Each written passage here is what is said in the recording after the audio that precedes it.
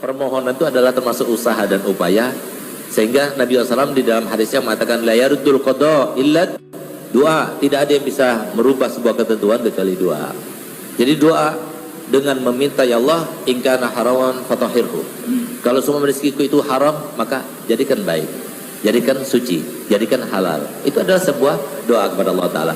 Kalau Allah berkehendak ini adalah rentenir, ini adalah jelas-jelas haram, tapi kalau Allah Ta'ala menulisnya bukan yang haram, apakah salah?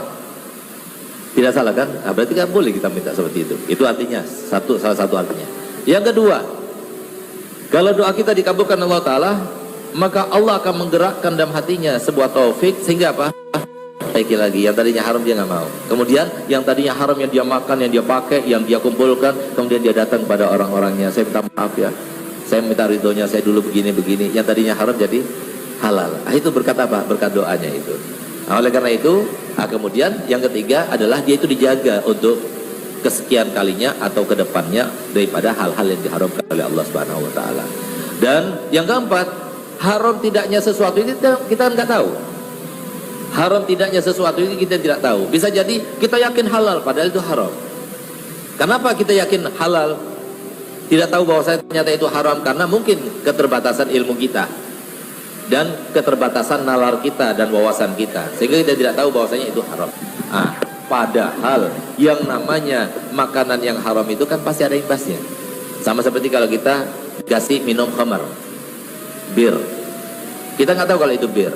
Kalau saya minum, dosa apa tidak? Dosa apa tidak? Ada orang ngasih minuman kepada saya nggak tahu kalau itu bir. Saya pikir kopi, teh, atau air. Saya minum, ternyata itu bir. Saya dosa apa tidak?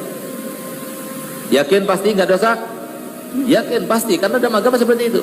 Rufi al-qalam an salasin. Diangkat yang namanya penulisan dosa itu dari 3 hal.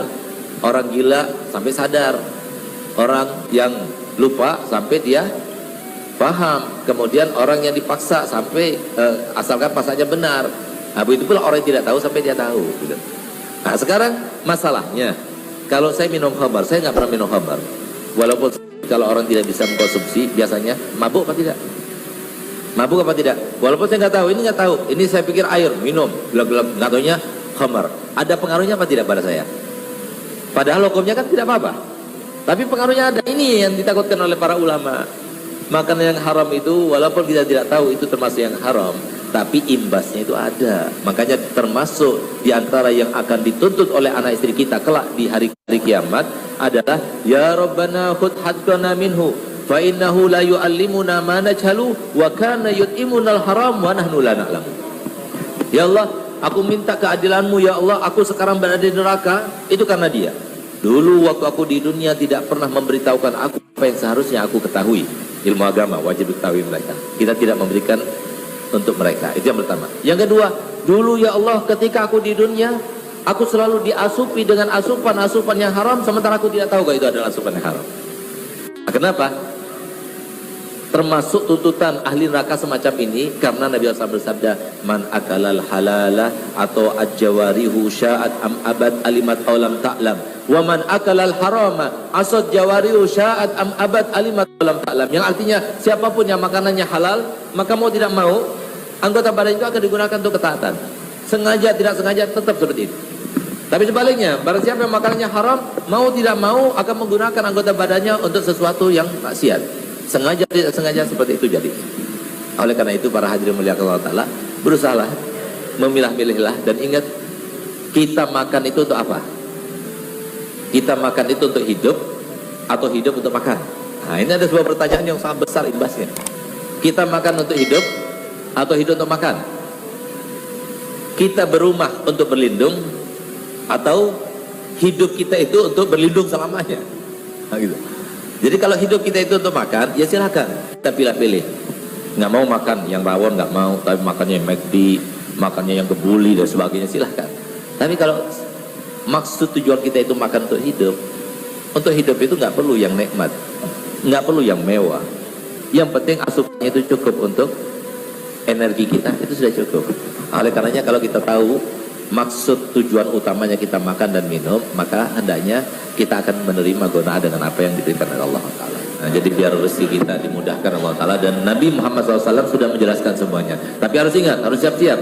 Nanti saya kasihkan ijazah langsung dari guru saya, Habib Zain bin Ibrahim bin Smith, dan juga para guru-guru yang lainnya. Tapi harus ingat, saya hanya ingin menjelaskan seperti dijelaskan oleh Nabi. Kan ada salah satu sahabat Nabi yang dia datang kepada Nabi SAW, "Gali ya Rasulullah, doakan aku biar jadi orang kaya." Kata Nabi Muhammad, "Asbir walakal jannah." Sabar, gak usah doa itu, kamu dapat surga. "Gali tidak ya Rasulullah, aku ingin jadi orang kaya." Baik, dikasih kambing 2.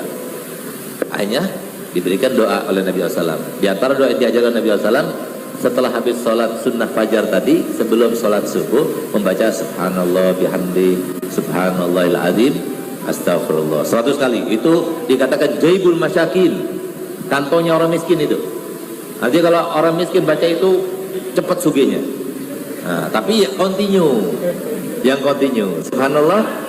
Ini sahabat ini continue sampai 2 kambing itu, kadang-kadang kambing itu hanya punya 1-2, ini langsung 5-6 anaknya.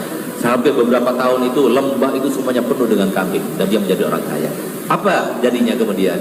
Setelah dia jadi orang kaya, kemudian dia itu murtad, keluar dari Islam. Dulunya waktu dia miskin ikut terus sama Rasulullah, ikut majelisnya Nabi, hadir terus. Hati-hati. Nah, jadi semacam itu lebih baik jangan. Karena Nabi SAW dalam hadisnya juga bersabda, meriwayatkan tentang hadis qudsinya Allah SWT, di mana inna min ibadi man la yasluh lahu illa al-faqr fala waghnaituhu lakafar wa inna min ibadi man lam yasluh lahu illa al-ghina walau afadhuhu lakafar. Sesungguhnya ada di antara hamba-hambaku yang tidak layak baginya kecuali kekayaan. Kalau aku fakirkan dia akan kafir. Dan ada di antara hambaku yang tidak layak baginya kecuali kemiskinan. Kalau aku kayakan dia akan kafir. Nah, jadi yang layak untuk kita bagaimana? Kita lihat saja lintasan kita bagaimana. Oh sekarang, Beb, anak antusias, Beb, mau mendengarkan ijazah dari antum, insya Allah bagi orang kaya. Gitu. Siapa tahu seperti itu. Tapi kalau saya jadi orang kaya jangan lupa. Nah, jadi jangan lupa kepada Allah Ta'ala. Itu yang tadi itu dari Rasulullah tadi, subhanallah bihamdi subhanallahil azim astagfirullah 100 kali itu. Habis sholat sunat al-fajr sebelum sholat subuh.